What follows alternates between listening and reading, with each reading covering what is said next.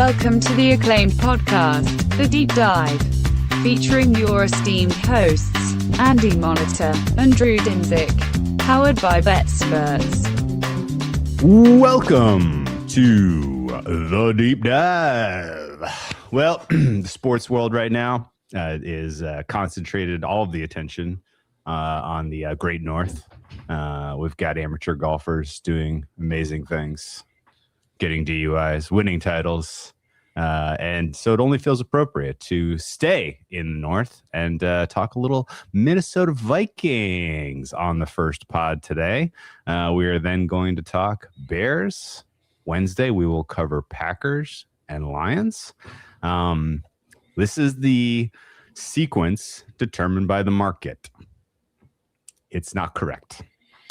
I know that my ratings are probably pretty close to that being the right order, but the intangibles, the moving parts, the directions in which these teams are all kind of going, to me, it feels very, very likely that we're going to have a scrambling here in the NFC North this year. Because, number one, there's just not a lot of margin between these four teams.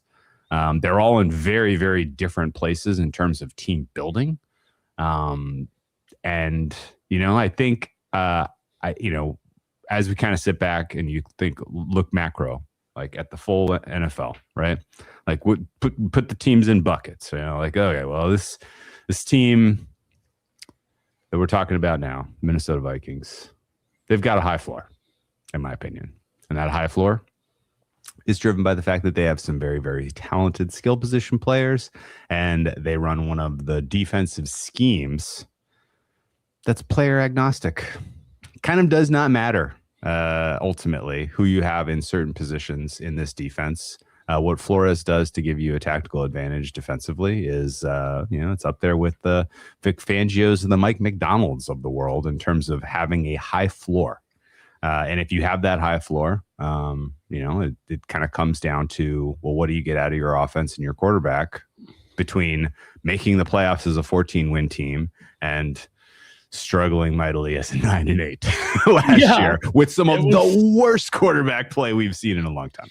I know, and I think that's what made it a pretty difficult grading this year for us on the Vikings. And we'll get to a little bit of last year. We'll get to our grades. We'll get to the changes we saw in the offseason for this team, and then finally the schedule nods later on. But yeah, this division feels like the most likely for me to have teams flip-flop spots between now and the start of the season, where it's like, I had this team second and this team third. And then by the time we hit regular season and some camp battles are sorted out and we've seen what things are going to hash out, it's like, now those two flipped, or those two flipped between third and fourth. That's going to happen almost certainly with these teams. It was difficult. And as you mentioned, that was one of the biggest issues for me grading this team. I don't know exactly what your process is. We talk about it a lot, but I don't have it memorized. Some of what you have to use to grade these teams is, how did they do in this particular thing last year? How was their run stop last year? And then, all right, well, which players did they bring back? Which players are they replacing with if they didn't?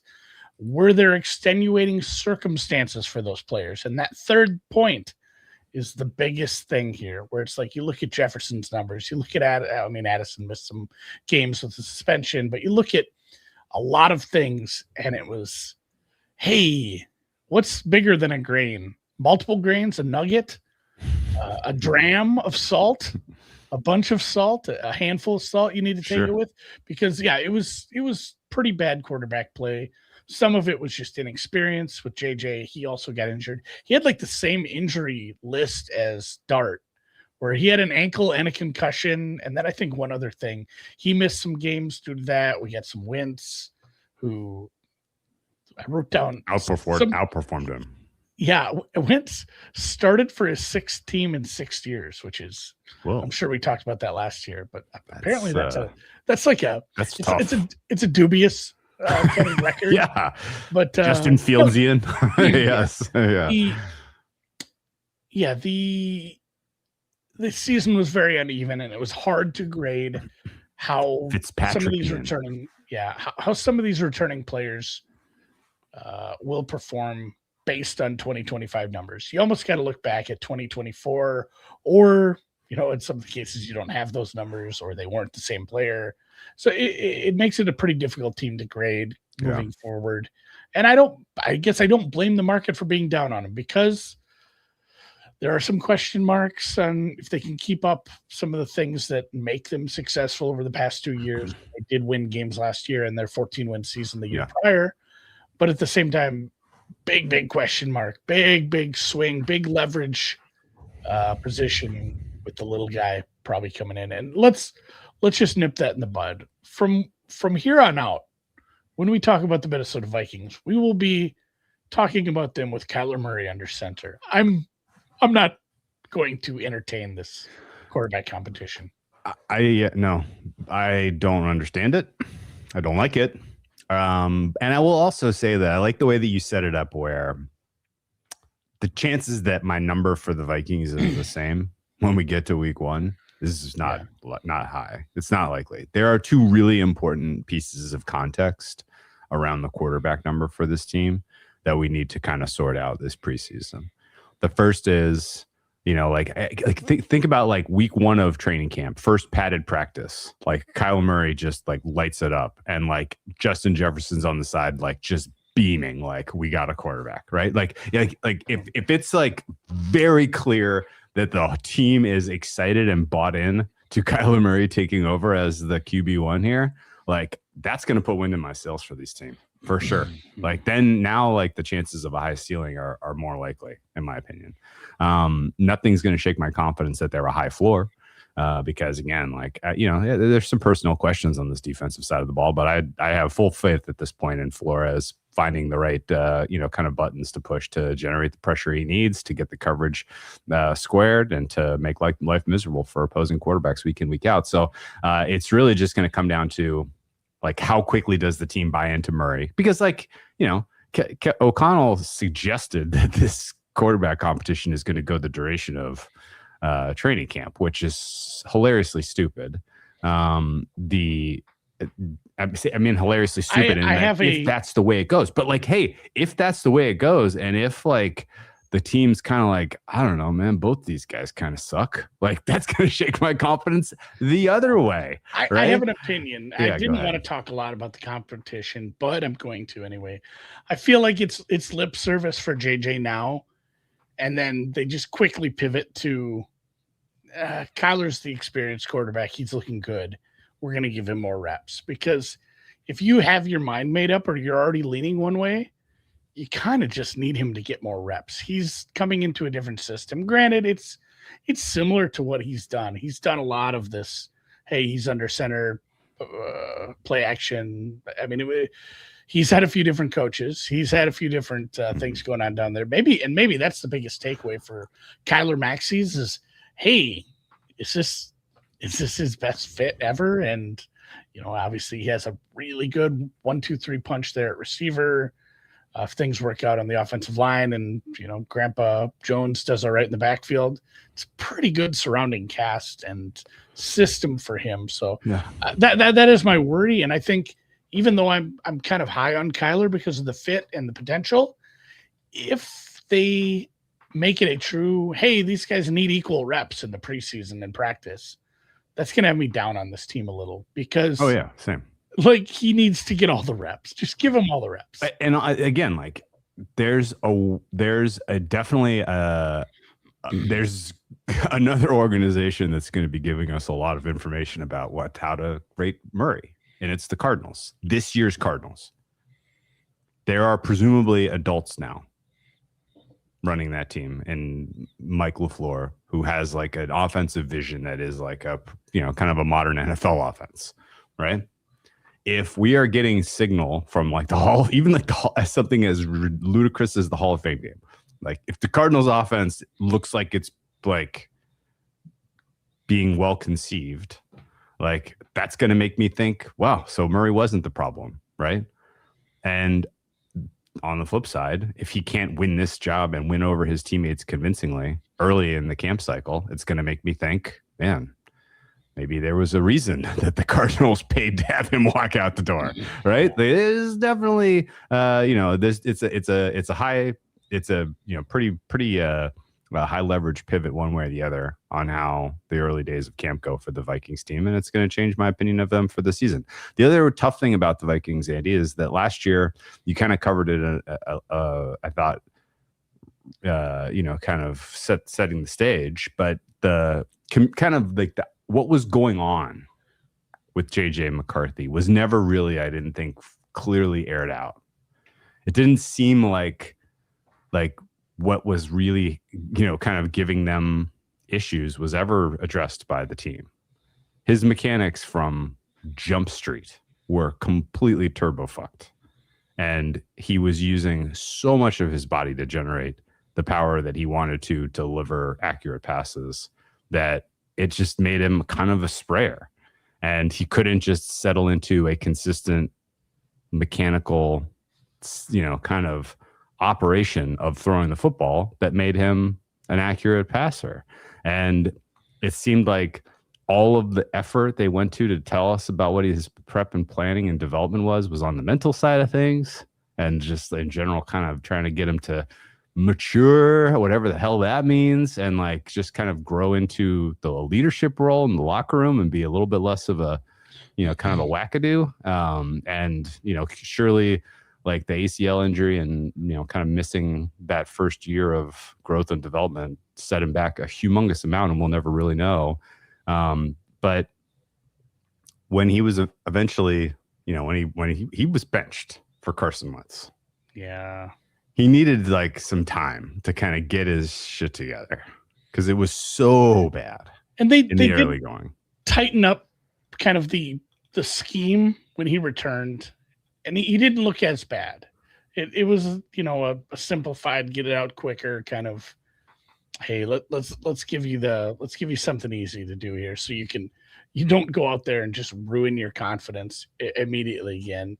But it was so uneven. Even that was uneven. And I just think back to that one. Was it the Bears game right off the bat or whatever it was? NFC Player of the Week. It's like where he had one quarter of serviceable quarterback play.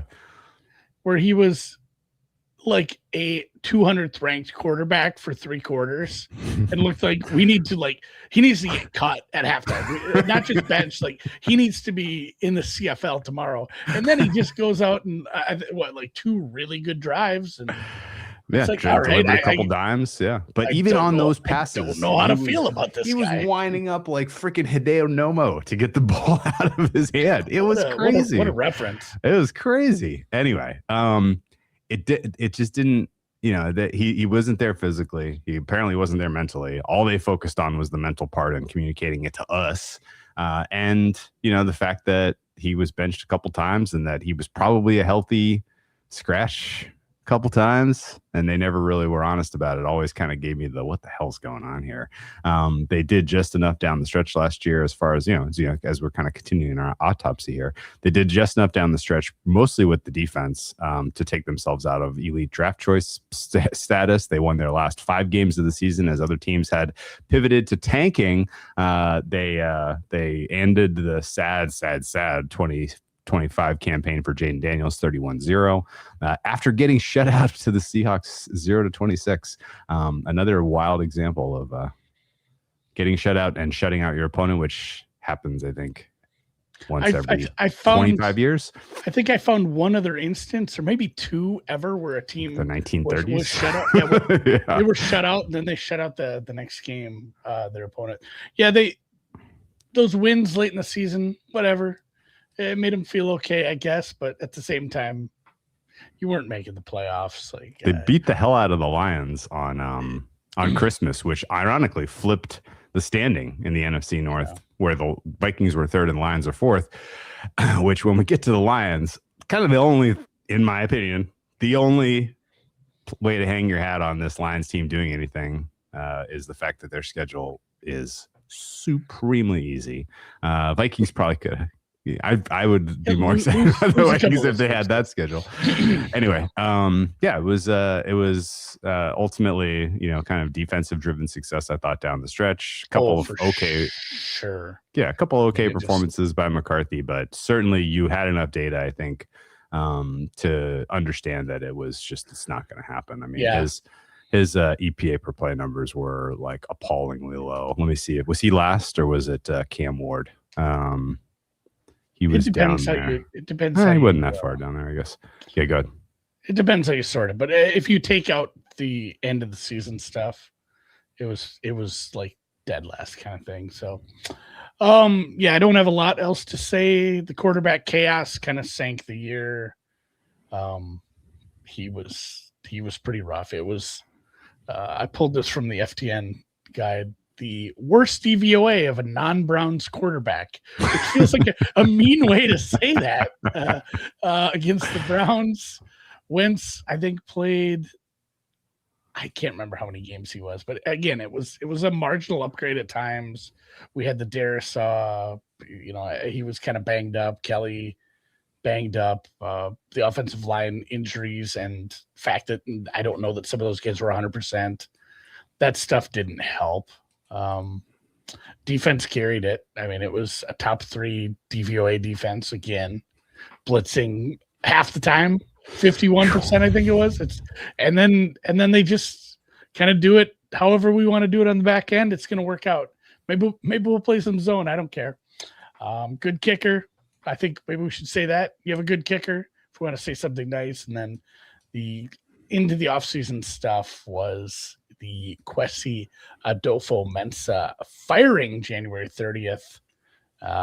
They did it kind of in a weird spot where they said, we're not going to hire a new GM until after the draft, which is tough, I guess. But at the same time, they committed to it right away, said the people that are in the building, Brzezinski and those guys, we're going to put together a draft plan. We're going to figure it out. And then, as you mentioned, the offseason stuff, the Greenard trade, it's kind of like you said about Flores, like, hey, this guy's expensive. He's very, very good. But are we going to, is he a $20, $30 million a year guy? Or are we going to go pick up some other pieces and make them just as good? Hope Dallas Turner takes another step forward, get more out of Van Ginkel. So that was the big trade to Philadelphia. That was on like right around the draft, maybe during the draft. I'm trying to think on that. Obviously, the big addition, Kyler Murray, Juwan Jennings. I'm kind of excited about Juwan Jennings, right? Oh, of course, yeah. Because Harrison Smith retired too. Did you say that? I think he might come back. He's had a couple of quotes where he's doing the Aaron Donald thing, where it's like, well, I don't know, maybe, but yeah, I'm assuming he is not playing. So sure. I have Jennings and Murray as the bigger addition, and then they did lose some other pieces up front. Jonathan Allen, Javon Hargrave released. That was kind of hey, let's save cap 18, 19 million dollars and bring in some younger guys. Allen can still play, but Hargrave was pretty bad. Yeah, you want to mention the center? I mean, is this a theme in the division here? A lot of bad centers. Yeah, go ahead. Well, it's just Ryan Kelly no more. After we were so excited about that, he is retired. They got Kelly and Freeze. Well, turns out they only got Freeze. They only got Freeze. So lost Jonathan Allen, Javon Hargrave up front in the defensive tackles. Lost Ryan Kelly, your starting center, to retirement / concussions. Harrison Smith sort of pretty much retired. Jalen Naylor, Ty Chandler, depth at wide receiver and running back, which isn't great because you're not super deep there, but those are guys you always have churn on the back end of your skill position players. Surely. And then Justin School. Yeah. Gone. He was a guy who played like 600 damn snaps as a swing tackle because of the injuries. Fabian Moreau gone, CJ Ham gone. Sure. And I didn't have a lot for other additions outside of they brought in a new punter with Johnny Hecker is not a new punter. He's old as hell. But we have a punter swap. They brought in Eric Johnson, the free agent defensive tackle from Indy, for some depth there. And then James Pierre, cornerback. he has some ties to Flores. And then the previously mentioned the other week, Ryan Vandemark is here because this is a team that needs some swing tackle help. And he's kind of a insurance policy there as well. Did I miss anyone? One big one. The GM let go. Oh yeah, we have a new GM.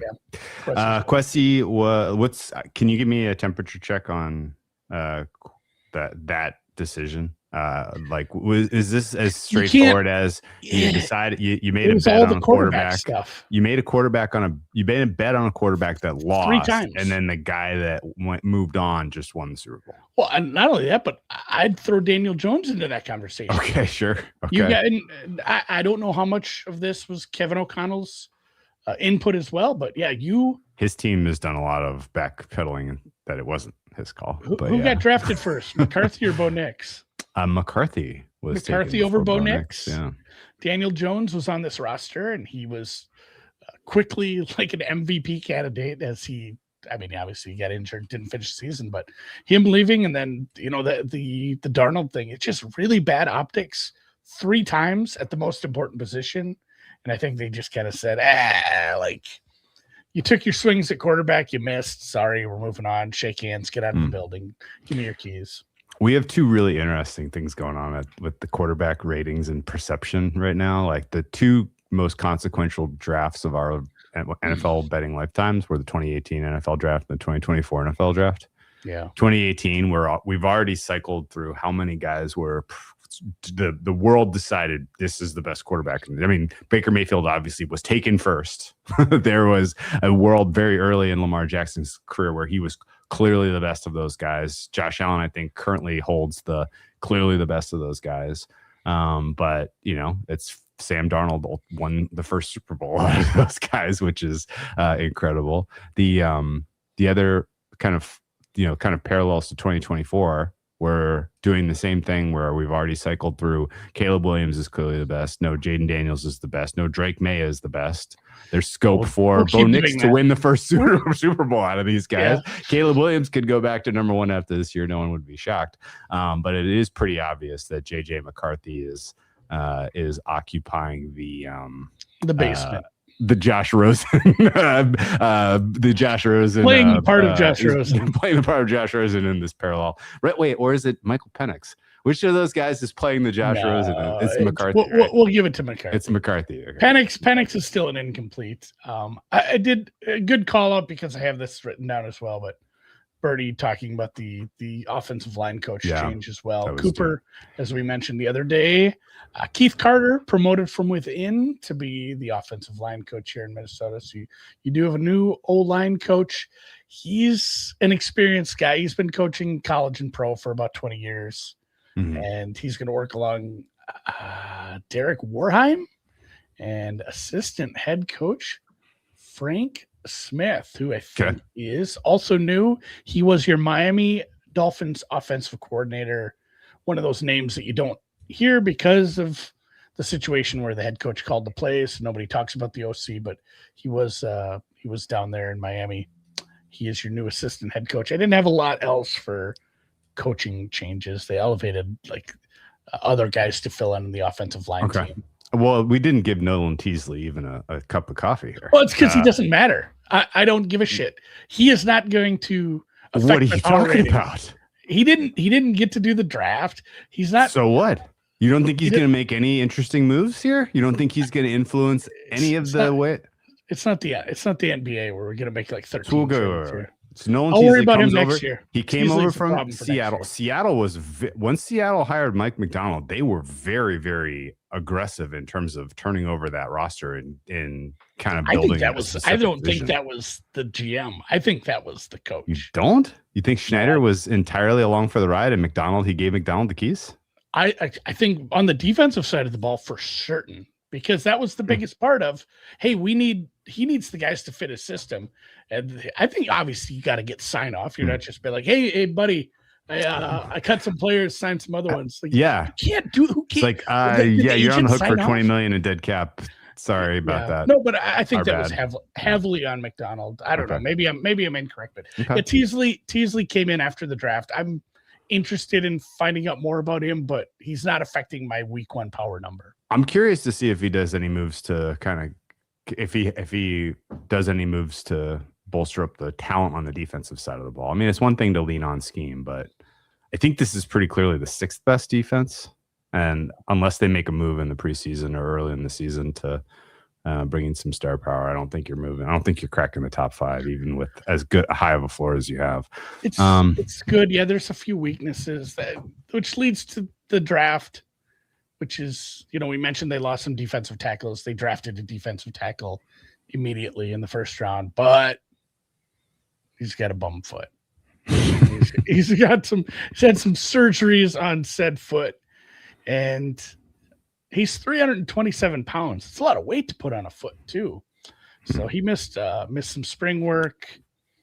Caleb Banks from Florida looks like an absolute bruiser in the middle, but we'll see what the health brings come camp time here. And then they went pretty heavy defensively in the draft. The second rounder was a linebacker from Cincy, kind of I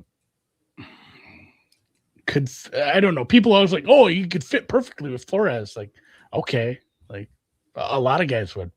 Almost any linebacker would, because it's Flores. He can make stuff work like that. So it'll be interesting how he fits in, because they did re-sign Eric Wilson, and I think they're pretty set in that as far as who's playing. They drafted another defensive tackle. I don't know if his name is just Orange. If that's how you say it, I feel like it'd be funner if it were a Orange or something. But Iowa State, big old defensive tackle, nose tackle guy, another one that's, just as big as Banks. And then Dominique Orange. Yeah, Dominique Orange. We're going to, even if that's not how we say it, we're going to say it that way. Big Citrus. Big Citrus? His nickname is Big Citrus. Are you serious? I don't know if he's making this up or if Big Citrus. If you just made that up, I'm giving you credit for that. But and then another offensive tackle from Northwestern in Caleb Tiernan, as they said, we need some more insurance policies there. A safety in the 3rd round from Miami, kind of a deep safety, which is a spot you need help with Harrison Smith off the roster. And then a bunch of depth guys, although they did draft we were a little worried. Hey, CJ Ham not on the roster. What are we doing at fullback in the Big 2-6? Mm-hmm. So they did draft a fullback from Michigan. Okay. Let's pivot to ratings here. Before we do, thank you to our sponsor for the previews, One Circus Sports, who puts on the best contests in the entire universe for National Football League, both picking and surviving. You can sign up at Circus Sports in person in Nevada during Bet Bash. We'll be there. Come learn about some tennis. You could do it today. Doing a seminar on tennis betting at Bet Bash on Thursday. That'll be fun. Come get a drink with us at the Legacy Club after you sign up for the circuit contests, or you can come out sign up weekend, which another just super fun time. A lot of sharp players come out that weekend, because by then you know what the overlay is, and you can make some more plus EV decisions as far as how to allocate your capital between Grandissimo, Survivor, and Millions. But you can choose to go up against us in Millions if you want. You're not going to beat us, but you can try. Really fun time. There were 5,000 some entries last year in Millions. Only 15 men or women were able to take me down. I think a bunch of them were probably teams too. I'm gonna lean on that. I think a bunch were like teams. Yeah, there probably were some teams. Honestly, I don't want to do a team with you this year. That's like our worst performing one every year. I don't know that. I don't know. Maybe teams is good. We need to discuss strategy if we do a combined one. It feels like the wisdom of the crowd one is just like it's always going to finish middle of the pack. Yeah, I don't know how did that one. You're like just outside of the 100. I think you got to get hot. You got to get hot. I don't know. We'll figure out strategy for that. We have a month, but yeah. Yes. Thank you, Circus Sports. Circus Sports contests. Sign up in Nevada, play from anywhere. And yeah, the collab that we do in the Discord, we have a Discord one that we vote on. by eliminating teams. And every year it's just, Ooh. it's fun. It's more fun than I think this is actually going to win. Okay. Let's talk about ratings and let's start with quarterback and let's spend a decent amount of time here because as you mentioned in the first half hour of this podcast, we are going to operate under the assumption that Kyler Murray wins this job. And I'm going to, for the purposes of being a Vikings optimist, a Vikings permable, that Kyler Murray does it in style. I think he wins this competition in style and that he has buy-in from these teammates and that they have a renewed sense of we got something. We got a chance this year because the vibes in Vikings camp last year, I didn't think were good. I think Justin Jefferson was kind of telegraphing that JJ McCarthy wasn't ready to play. If you really read between the lines on a lot of stuff he said. So I'm hopeful. Basically, I'm hopeful Jefferson tells us that Kyler Murray's got it. Kyler Murray's been in the NFL since 2019, so we have a relatively decent sample size. The problem is he has not put together a full week one into the postseason campaign to convince us that, he is a long-term answer for the Vikings at quarterback. And he's got something to prove. He is 29th in EPA per dropback since 2019. So this is, again, taking all quarterbacks who have snapped the ball at least 300 times in that sample. He's kind of right there. What's your sample size on that? Like how many were there? Just to give me a sense for where 29 fits. 82. 100? 82. Okay. He is, and his EPA per play, the number itself is positive. He is a plus 0.11 EPA per play. That is good enough for 55th percentile. So he's better than your average quarterback who's dropping back. The stretches of his career where he flashed and he showed you something special were fueled by really, really accurate passing and good decision making, elite scrambling, and when he was running down the sidelines with his little legs running, it was awesome to see. The problem is he had a little bit of a difficulty staying on the field, and the drop off when he was not a threat to run and defenses could key a little bit more on the pass. When he was in an obvious drop back situations, his performance declined. That's kind of consistent with the 55th percentile quarterback, though. Like there's a lot of players that kind of happens to, right? The bigger issue for Kyler Murray's Cardinals tenure, Andy, is that the Cardinals are a dysfunctional organization from the top down. And it didn't seem like the last few years were ever headed for a happy final chapter in the desert. It felt like we were always headed for a kind of uncomfortable divorce. And so you have to, I think, kind of take his performance numbers the last couple of years with a healthy pinch of salt, and wonder if his talent and skill set in a system that is, kind of more professionally driven, hopefully, if there's a renaissance for him here. The fact that Darnold did what he did after how poorly things started out for him, I think is good signal. I think the fact that Wentz could play as well as he did last year under this system is good signal. I think that Dobbs playing as well as he did when he came in and didn't know a single thing in the playbook. the Pastronaut. Yeah, the Pastronaut. Oh, God, awful nickname. But yeah, the fact that Dobbs did it, Wentz did it fine, and that Sam Darnold resurrected his career with KOC should, I think, portend to there being upside in this marriage. Now, whether he's consistently able to deliver on that through a regular season of success and into the playoffs is probably, that's the information we'll get this year.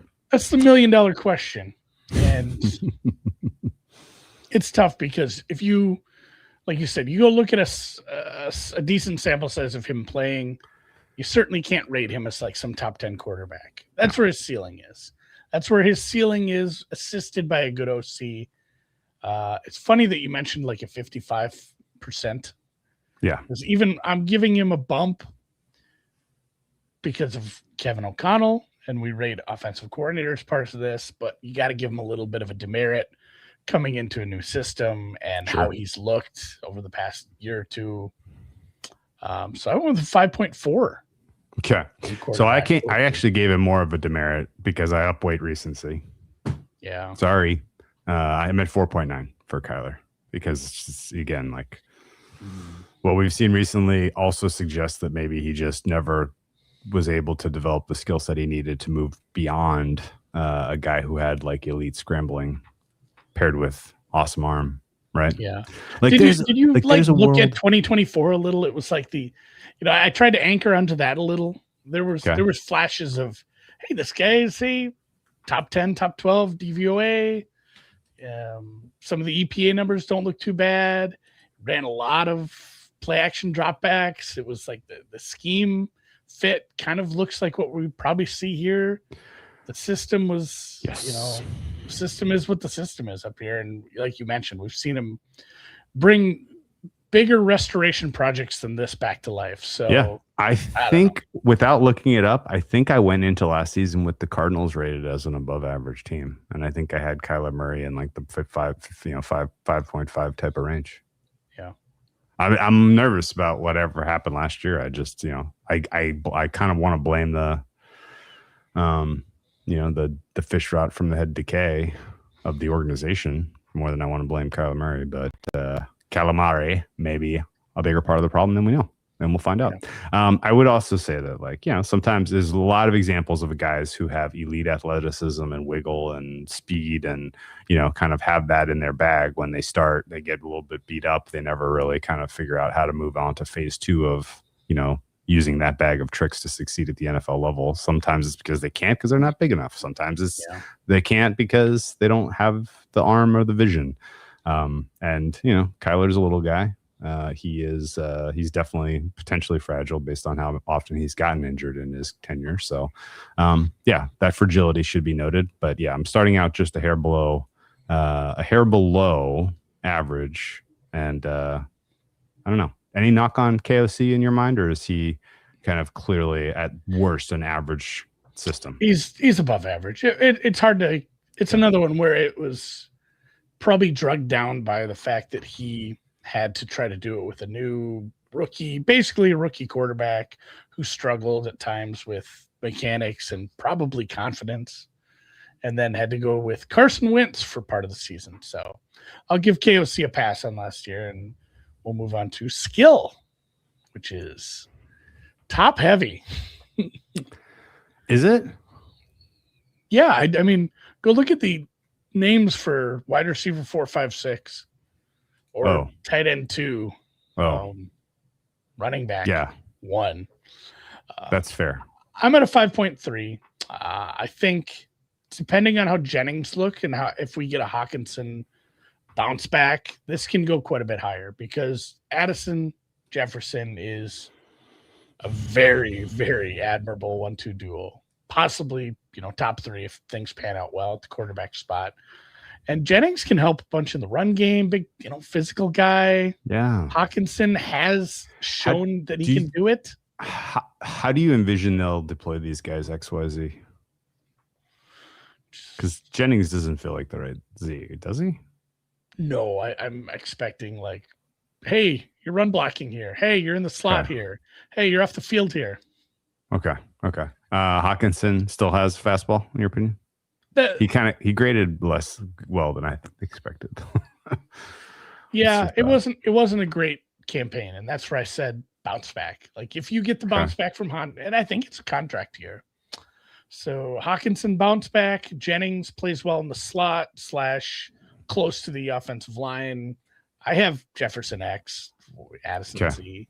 I mean, that's kind of where I would slot that. And slot that. That's funny with Juwan Jennings in the slot. But Aaron Jones Sr. as the lead back in your smallish committee.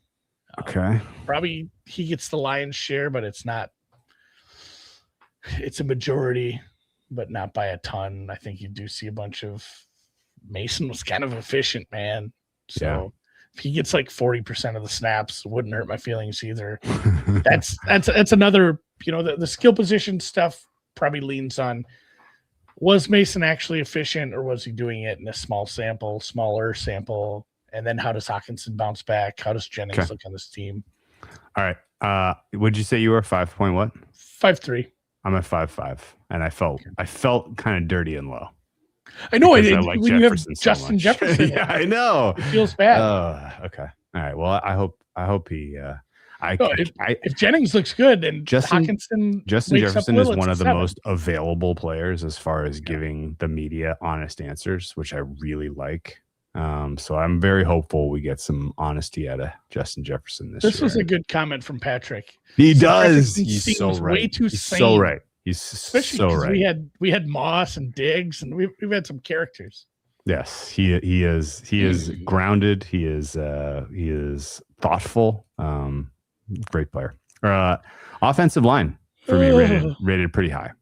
I think you have an elite set of tackles. So basically, I'm giving higher weight to pass blocking than run blocking. I'm giving higher weight to tackles than interior. It is a weak link system. I recognize that. And there's a couple of weak links across this line. But Brian O'Neill and Christian Darrisaw are among the better tackle duos across football. And I think Fries, to me, is a neutral to plus. Blake Brandel graded as a plus for me. Donovan Jackson was the minus. So I ended up in total just a hair under 7 for this unit, and I'm expecting big things, but depth is an issue. Where's your head at on this O-line? I was quite a bit lower than you. I think this was our biggest disagreement on this one, and now I lost my notes. I know I'm lower. What were you for an offensive line here? 6.9. We got to pull up the chart, see if I wrote this down wrong. O-line. I see. I had you as a 5.1 on this one, unless you updated your numbers. Oh, I forgot I did this 2 ways. Yeah, okay. 5.1. Then we were way off. Yeah, we're way off. Okay, so you have this as below average, or 5.1. Yeah, 5.1 is right. Sorry, my bad. I have it basically as you have 2 pretty good tackles. One's coming off a pretty lingering knee injury. The other one is possibly holding in during camp. So that stinks because those are your 2 strengths. And then basically everything else is not exciting for me in the offensive line. Okay. I don't love I don't love when your starting center isn't with the team anymore, because God bless his heart, like he values his health, which is probably the right call there. But most of my depth stuff was obviously pretty bad too. They brought in multiple swing tackles to try to fill out the spots there. It's a battle between Brandel and Juergens at center, and then good enough right guard. I don't know. What was your Donovan Jackson number? I have Donovan Jackson as a minus. This was another tough one too, with some of the injuries taking in, and this is probably where I'm wrong. This is probably where my number is fucked. I think the quarterback play played too much into some of the 25 numbers, because outside of the center, it's like it's a lot of the same, and I should be able to use some of the stuff. And I tried to use some of the stuff, and the pressure rate was bad. Especially even when they had their most common 5-man combo, and those guys only played like 20-30% of the snaps. Sack rate wasn't great. And then your replacement battle, Brandel and Juergens for center. Neither of those guys had very good 2025 results. Blake, the O'Neill Holden. I had Blake graded fine. I had him like 79. Is like really? I had him below average in his when he did have to play last year. Okay. Darrisaw, and the Darrisaw thing too. I have him a little lower just because he's getting hurt, and he's not ever going to be those big offensive linemen. Once they get an injury, it feels like you're just never, ever 100%, where it's always just lingering. Like, hey, the guy wears a knee brace for the next 8 years, even though he's a starting top tier left tackle in the league. So I'm probably off on some of this, using some of my 2025 numbers, because I think the quarterback play drug this down quite a bit. So I do need to revisit this number once I looked at how bad I was compared to yours, but for now I'm sticking with it. The run blocking was really good. I think 5.1 is as low as I'm going to ever be on these guys, unless Darrisaw gets hurt. Yeah, I think this has scope to go up for me. So does the quarterback has scope to go up. Skill position group has scope to go up. I think everything we've said so far has scope to go up. Yeah, and as we sit here right now, numerically, I'm at a 0.51 percentile overall for the offense. That is 20th best in the NFL for me. Yeah. And I think I will go up. I need to see Darrisaw practicing and healthy. I need to see O'Neal saying, hey, I'm going to practice. I'm not going to sit out camp. I need to see the center battle, taken care of, and we're happy with the play of who's taking that spot. So I'll go up on that. You want to do coaching real quick or defense? Good. Where are you on defense? Pass rush, I'm at a 5.7. Okay. I'm at a 7.1. I saw that. I needed to take a big chunk out for the Greenard thing, and still giving Flores his flowers for being able to plug and play.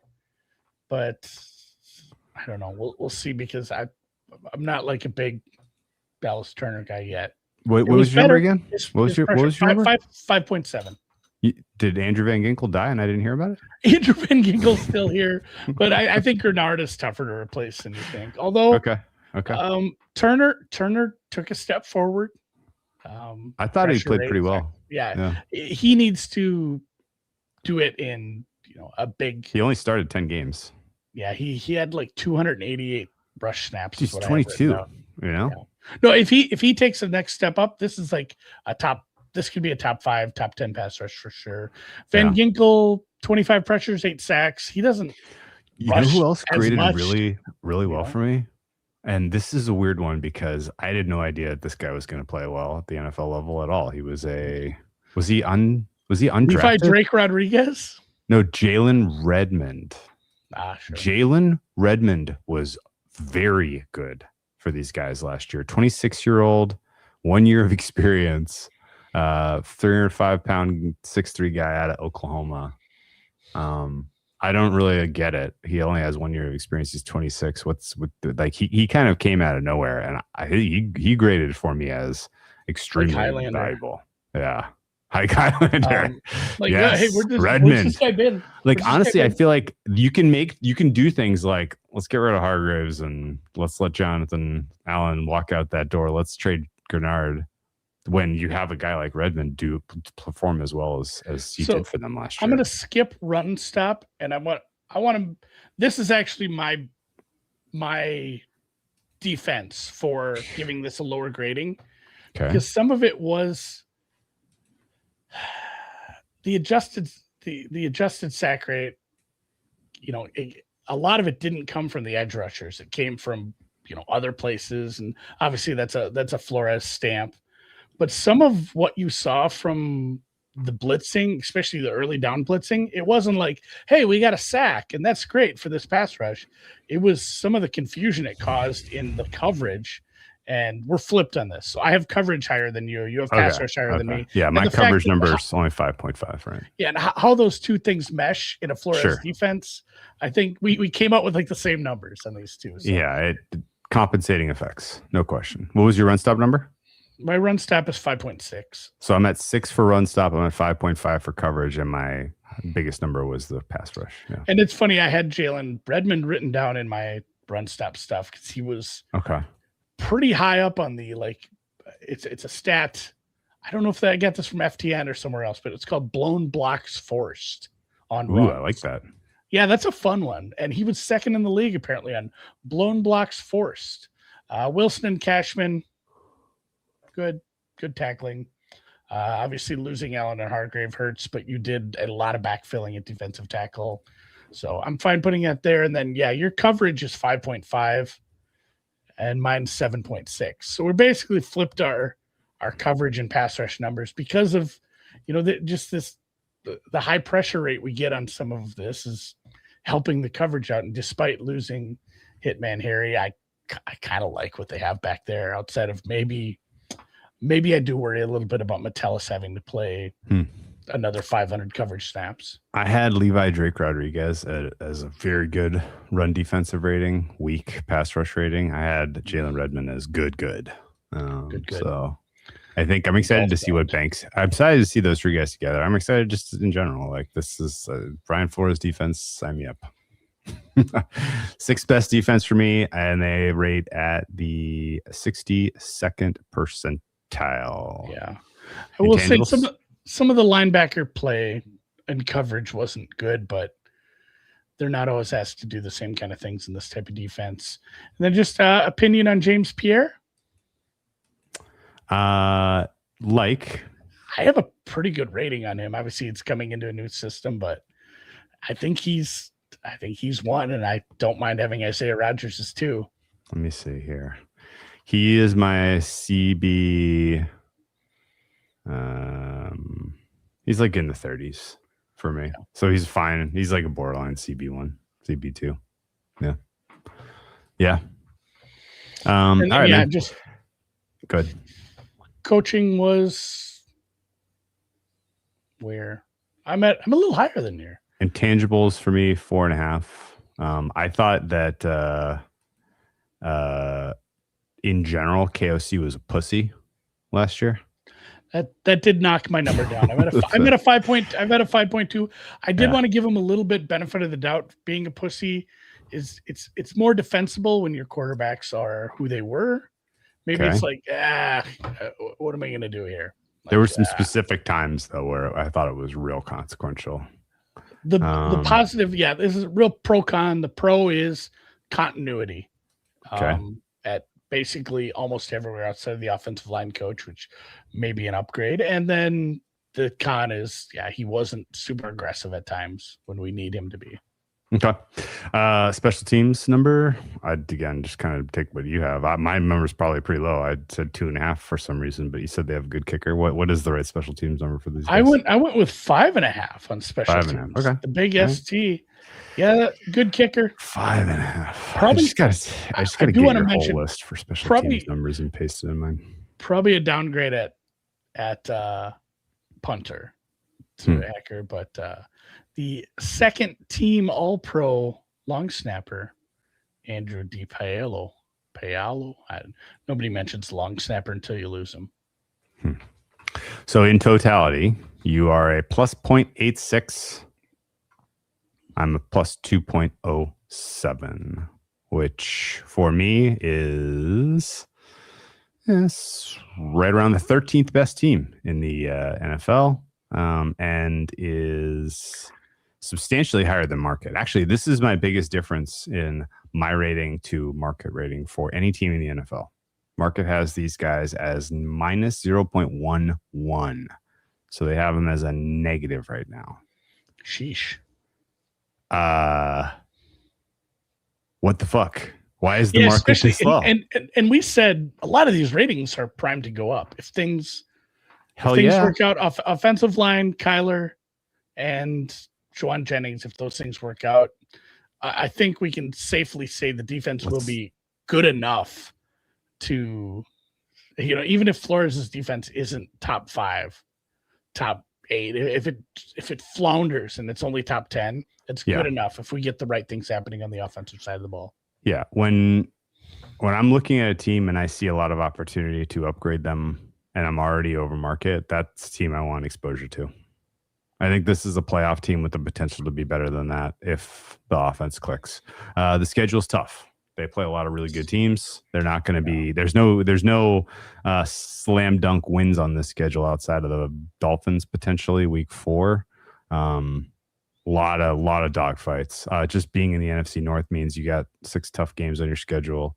You do get to play the NFC South, which should be some nice way to pad your win-loss. I think the stretch in the middle. Real quick, best quarterback in the NFC South right now. Rapid fire. It might be, man. I think it is. I liked him. All right. In seriousness, that middle Mexico stretch. City off of the Green Bay. I know it's not stretches. very far to Green Bay, but that's a tough place to play. Boom, And then boom. you turn around and go to altitude. I don't know if you knew this. Minnesota is not at altitude. We sit No. around 800 feet, man. It's not. That Mexico City trip's going to be tough after playing Buffalo, Green Bay, Detroit in the 3 weeks before that. Mm-hmm. Yeah, that's right. Good The point good by news- AJ. Yeah, you play Packers Yes. Great point. without Micah Parsons week 1. Yeah. That's you could not have asked for a better time to have Green Bay come to town. You go to Green Bay in the middle of the season, not in the frozen tundra part of the season. You're not playing Seattle. You're not playing the Rams. That's good news. You are generally landing soft, I think, with Washington, Jets, and then a matchup against Chicago at home in the final weekend of the season that has, in my opinion, whiffs of your Week 18 Sunday Night Football game that decides the division. That'd be very fun. Don't you think that there's a real world where that decides the North? Well, even if it doesn't, if there's a chance that there's not a division clinching game, that might be one of these teams is in, one of these teams is out. Yeah, for sure. I don't actually hate the schedule at all. I think it's sequenced well. It's not easy, but it's not the widowmaker that we see some of these teams we've gone over so far. There's 9, 10, 11 wins here if things hash out right. There's a lot of young and inexperienced quarterbacks who I feel like Brian Flores is going to have a nice time preparing for. Yeah. So that'll be fun. All right. The kind of final thoughts here. Deja vu over again with Sam Darnold and the Vikings. This is 2024. Right. Like you're really good. You're winning a lot of games, but so is Chicago. And you get to the end of the season, you're in prime time. Kyler doesn't play great. You go into the playoffs as the wild card instead of as the 1 seed, and things go pear-shaped for Kyler. Is he, another round of like, well, do they make the wrong decision again? Do they keep him on? Can't fire Kwesi twice. Like, yeah, like there is time as a flat circle. I gotta say, they are getting Kyler Murray for an absolute song if he plays at even the 50th percentile. I think what you're paying him is an extreme team value. I think that gives them latitude to make another move to bring in another defender to help elevate things. I don't know, Andy. What's the right amount of enthusiasm, and when? I guess how are you going to keep yourself cool throughout the preseason as you get some of the information we were talking about? I mean, it's going to be real cool, real quick if Kyler just isn't. Then it's going to be like, oh, okay, well. Let's back to the drawing board. I guess we're Bears maxis now, which is I gotta tell you, people who had boots on the ground for OTA said Kyler has it. That's kind of in the back of my head why I'm optimistic about these guys. Did you hear any of that? A little bit, but again, I live in Minnesota, so all this news I get from like the local news, it's all rainbows, lollipops, unicorns, and we're going to the Super Bowl again. Like it's very hard. It's not the same kind of media that you have on the East Coast. It's very homeristic. It wasn't last year with JJ. It still was. No, not the people I was talking to. No, but the local. Okay. I'm talking about Minnesota media. Ground, it's always like, no, he's about to turn a corner. You ride with 9. It sucks. The people that the Cloak and Dagger Society last year was basically saying abort this fetus. Like it's over before it started. Like it was very, very, very pessimistic. And then this year, and maybe it's just because of the contrast of seeing what it looks like, there's a lot of, oh hell yeah, we got a Sam Darnold kind of potential for greatness this year. So I think the Vikings are a bet on. How you want to attack before we them? go? Yeah, what's the long shot? What's the take? NFC. And then you hope Yeah. they get a top 2 seed. Hope they win the division and then extract some value. I don't think they're beating the Rams or the Seahawks in the playoffs. Yeah, the long shot is the NFC or the one. I think seed. you're trying to extract. Yeah, that's actually probably even one. better. One seed is good That's probably even because better. your true competition is also in a dogfight with each other. Yes. Or Yes. the one yes. seed, it may be like a 12-win 1 seed this year. You know, That's not crazy at all. where there's some sort of tiebreaker to a bunch of 12 or 13-win teams. It doesn't feel like there's some 15-win team because the good teams are in divisions with good teams. You're absolutely right, Andy. And the one Kyler's comeback of the year odds he's like third. I'm trying to think who's second. That's good. Oh, Daniel Jones second, and Kansas City's quarterback name is escaping me. He had a knee injury. He's like plus 150. Man. Travis Kelce? No. Oh. Mahomes is like plus 150 in comeback. Sheesh. So. Holy smokes. Well, it's like, hey, he was hurt, and he's Mahomes. How does he just not win it? So, okay. Number 1 seed price for the Vikings, and then we walk out of here and do the Bears. You got a number? You want to guess? I'm looking at it. 14? 22. 22 is good. Yeah, we can get some equity out of that. All right. I'm going to write that.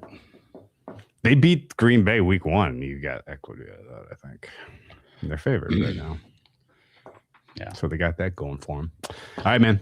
Let's call this one and let's go talk the Bears. Sounds good.